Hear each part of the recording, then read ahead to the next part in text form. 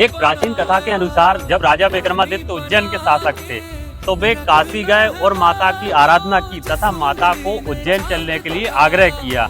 इस तपस्या से प्रसन्न होकर माता साथ चलने को तैयार हो गई तथा माता ने भी राजा विक्रमादित्य के सामने कुछ शर्तें रख दी।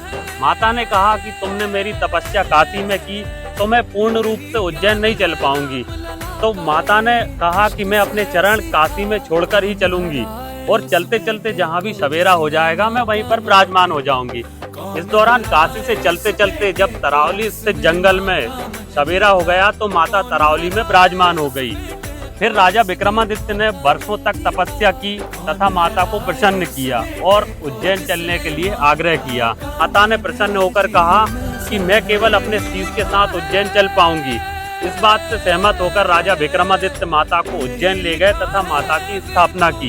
इस प्रकार काशी में माता के चरण पूजे जाते हैं, तरावली में माता के धड़ की पूजा होती है तथा उज्जैन में माता के शीश की पूजा होती है। कुछ विद्वान ये बताते हैं कि तपस्या के दौरान जब राजा विक्रमादित्य को जल की आवश्यकता हुई तो माता ने अपनी बाँह से राजा विक्रमादित्य को जल की धारा दी।